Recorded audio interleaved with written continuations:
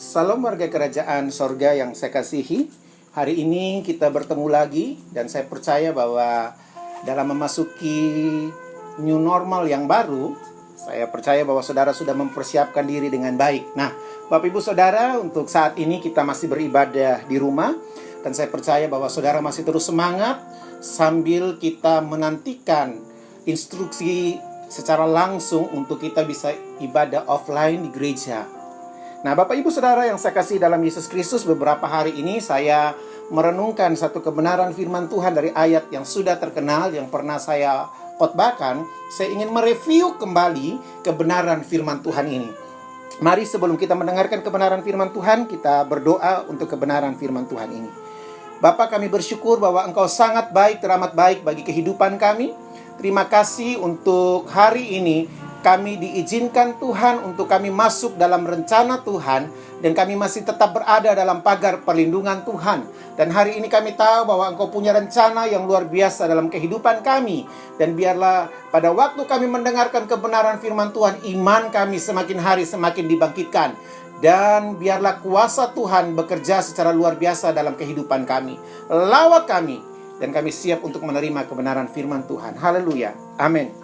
Bapak Ibu, kita akan baca dari satu ayat yang sudah terkenal dari Yeremia 29 ayatnya yang ke-11. Saya ulang, Yeremia 29 ayat yang ke-11. Demikian kebenaran firman Tuhan. Sebab aku ini mengetahui rancangan-rancangan apa yang ada padaku mengenai kamu. Demikianlah firman Tuhan, yaitu rancangan damai sejahtera dan bukan rancangan kecelakaan, untuk memberikan kepadamu hari depan yang penuh harapan. Bapak Ibu Saudara yang saya kasihi dalam Yesus Kristus, di dalam Tuhan selalu ada masa depan, selalu ada hari depan yang gilang gemilang. Nah, Bapak Ibu Saudara, saya pernah berkhotbah di awal tahun 2020. Saya pernah membahas tentang 5 area yang perlu kita perhatikan di tahun ini. Yang pertama, area spiritual, Bapak Ibu Saudara. Nah, area spiritual ini perlu kita bangun. Nah, ternyata terbukti hari-hari ini terjadi kasus pandemi COVID-19 di Indonesia yang melanda Indonesia, yang akhirnya area spiritual ini perlu saudara dan saya perhatikan dengan baik. Yang kedua, area karakter. Yang ketiga, area relationship. Yang keempat, area finansial. Dan yang kelima adalah area kesehatan. Nah, Bapak Ibu Saudara, supaya masuk di tahun ini dengan lebih baik lagi, maka kita harus memperhatikan 5 hal di bawah ini. Yang pertama, Bapak Ibu Saudara, keluarkan yang lama supaya apa yang baru bisa masuk. Nah, Bapak Ibu, tidak pernah Tuhan memberikan anggur yang baru pada kirbat yang lama. Tuhan mau supaya saudara dan saya memiliki kirbat yang baru, supaya anggur yang baru itu bisa dimasukkan pada kirbat yang baru. Nah, keluarkan yang lama. Apa yang lama? Mungkin kemalasan saudara, mungkin keengganan saudara untuk mencari Tuhan. Mungkin saudara dan saya sudah berada di zona nyaman, sehingga hari-hari ini Tuhan ingin mengembalikan posisi saudara yang tadinya kita beribadah di gereja, kita harus beribadah di rumah kita masing-masing. Nah, untuk itu Bapak Ibu Saudara, mari keluarkan yang lama supaya yang baru bisa masuk. Amsal 27 ayat yang ke-7 itu yang pertama. Yang kedua, kalau mau harus usaha. Nah, kenapa kita harus berusaha? Kalau kita mau inginkan supaya kehidupan kita damai sejahtera Tuhan, hari depan yang gilang gemilang itu terjadi dalam kehidupan saudara dan saya, maka saudara dan saya harus berusaha. Apa yang harus kita lakukan? Usaha apa? Kita harus usaha mengejar Tuhan, mencari Tuhan, dan membangun hubungan relationship dengan Tuhan, dan membangun hubungan relationship dengan keluarga kita. Nah, Bapak Ibu Saudara, Yakobus 2 ayat yang ke-26 saudara bisa baca di situ. Nah, kalau mau, kita harus usaha. Usaha ini dibutuhkan bagi kita anak-anak Tuhan. Artinya kita tidak tinggal diam, tapi kita mulai mengejar Tuhan dan kita berusaha semaksimal mungkin di dalam Tuhan.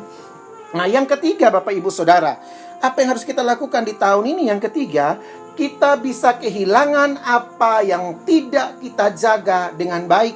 Lukas 2 ayat 41 sampai dengan 44. kita bisa kehilangan apa yang tidak kita jaga dengan baik. Nah, hubungan kita dengan Tuhan itu harus baik.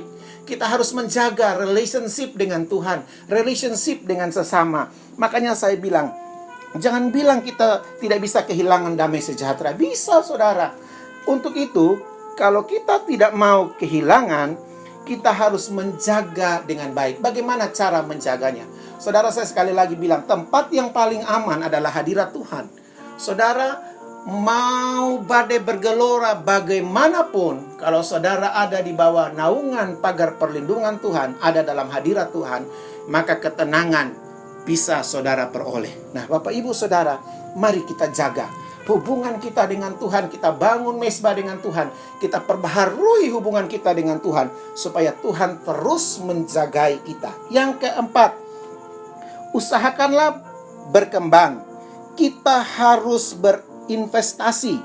Matius 25 ayat 25 sampai dengan ayat yang ke-28. Artinya seperti ini, Bapak Ibu Saudara. Investasikan waktu-waktumu yang terbaik, karena waktu-waktu hari-hari ini adalah hari-hari yang jahat. Firman Tuhan berkata bahwa ketahuilah bahwa pada hari-hari ini akan datang masa yang sukar. Untuk itu di masa yang sukar ini, kita harus menginvestasikan waktu kita kepada Tuhan dengan baik. Mari Bapak Ibu Saudara, saya menghimbau semua jemaat Tuhan, semua sahabat-sahabatku, semua orang-orang yang pernah dekat, mari kita investasikan waktu kita untuk Tuhan. Tidak saja waktu kita, tenaga kita, mungkin biaya atau dana apapun yang perlu kita berikan untuk pekerjaan Tuhan, mari kita berikan. Artinya pada waktu kita berinvestasi di dunia ini, kita akan menuai pada kekekalan. Pada waktu kita berada di sorga, kita dipanggil oleh Bapa kita di sorga. Nah, saudara, yang terakhir di tahun ini, saya ingin mereview kembali khotbah saya di awal tahun 2020. Yang terakhir, untuk hasil yang berbeda, maka cara juga harus berbeda. Amsal 14 ayatnya yang ke-15. Untuk hasil yang berbeda, maka cara harus berbeda. Artinya pada waktu kita mempergunakan cara yang berbeda, tidak cara yang lazim, tapi cara yang berbeda, itu yang menyenangkan hati Tuhan.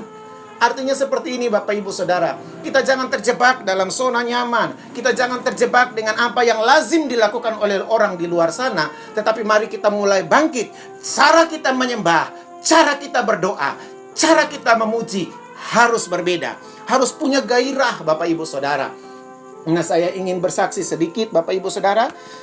Sebelum saya mengakhiri khotbah saya, beberapa hari yang lalu saya panas 4 hari. Saya panas tinggi, kemudian naik turun, dan saya harus ke dokter. Dan setelah saya ke dokter, dokter memvonis saya bahwa saya ini gejala tifus. Kemudian Bapak Ibu, saya tidak menyalahkan yang lain, tetapi saya bersyukur bahwa Tuhan masih memberikan saya sakit. Padahal saraf di tangan saya ini belum sembuh, tetapi saya percaya bahwa cara kita harus berbeda. Mungkin kita belum melihat Tuhan bekerja, tapi cara kita berdoa dengan kesungguhan hati, Tuhan pasti membuka jalan bagi saudara dan saya.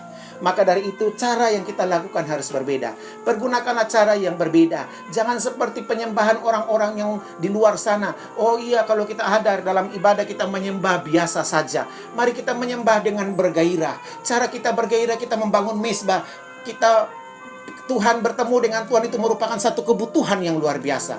Itu yang Tuhan mau. Dan hari ini Bapak Ibu Saudara sekalian, para jemaat Tuhan yang saya kasihi, mari saudara yang sakit hari ini, pastikan kalau caramu berbeda, engkau mengalami kesembuhan. Saudara yang hari-hari ini berbeban berat, mungkin saudara susah. Tapi kalau engkau pakai cara yang berbeda untuk menyenangkan hati Tuhan, Tuhan memberkati engkau. Kalau hari-hari ini mungkin engkau mulai keletih, lesuh, suam-suam kuku, mari bangkitkan imanmu, gairahmu di dalam Tuhan, supaya pada waktu engkau pergunakan cara yang berbeda, Tuhan akan memberkati engkau.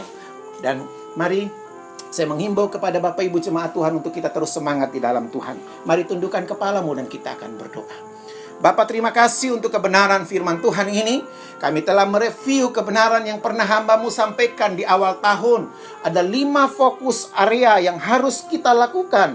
Kita harus memperbaiki area spiritual kita. Kita harus memperbaiki area karakter kita, area relationship, area finansial, dan area kesehatan kita. Untuk itu pada hari ini Tuhan Yesus, biarlah kelima area ini kami serahkan ke dalam tangan Tuhan. Kami percaya Tuhan bekerja secara luar biasa. Dan hari ini lawat umat-Mu, lawat jemaat-Mu. Yang sakit sudah Tuhan sembuhkan, dan yang berbeban berat Tuhan memberikan jalan keluar. Hamba-Mu berdoa biarlah hari-hari ini semua jemaat Tuhan boleh menikmati berkat Tuhan. Hamba-Mu berdoa untuk Mami yang sakit. Tuhan juga berkati Mami, lawat keluarganya, anak-anaknya. Biarlah hari ini mujizat Tuhan terjadi atas kehidupan Mami. Lawat juga Ma Enggar, lawat juga Ibu Suli, Pak Gunarto, dan yang lain-lainnya. Mereka semua boleh memperoleh kesehatan yang baik. Terima kasih Tuhan Yesus. Hamba-Mu juga memberkati bangsa kami, bangsa Indonesia. Biarlah Indonesia penuh dengan kemuliaan Tuhan. Presiden, wakil presiden, kabinet yang ada, Tuhan sertai. Orang-orang yang merancangkan kejahatan atas Indonesia, hari ini hamba-Mu berdoa, digagalkan dalam nama Yesus. Biarlah damai sejahtera Tuhan, berkat Tuhan turun atas Indonesia. Hamba-Mu memberkati kota kami tercinta, kota Solo. Biarlah Solo penuh dengan kemuliaan Tuhan, dan kemuliaan Tuhan nyata atas kota kami. Terima kasih Bapa, dan biarlah hari ini lawatan Tuhan terjadi atas kota kami tercinta. Terima kasih Tuhan Yesus, memberkati seluruh jemaat Tuhan yang sudah memberikan persembahan apapun, baik itu persepuluhan, persembahan syukur, persembahan umum, dan persembahan yang lain-lainnya. Tuhan memberkati, dan biarlah jemaat-Mu tinggal dalam tingkap langit yang terbuka. Kami mau hari ini, kami mau menerima berkat Tuhan. Mari angkat tanganmu di hadapan Tuhan dan terimalah berkat daripada Tuhan. Tuhan memberkati studi anak-anak-Mu. Tuhan memberkati usaha pekerjaan-Mu. Tuhan memberkati pekerjaan-Mu, dan apa saja yang kau lakukan dibuat berhasil oleh Tuhan. Dan hari ini arahkanlah hatimu kepada Tuhan, dan jeripaya-Mu di dalam Tuhan tidak pernah sia-sia, dan terimalah berkat daripada Tuhan pada hari ini.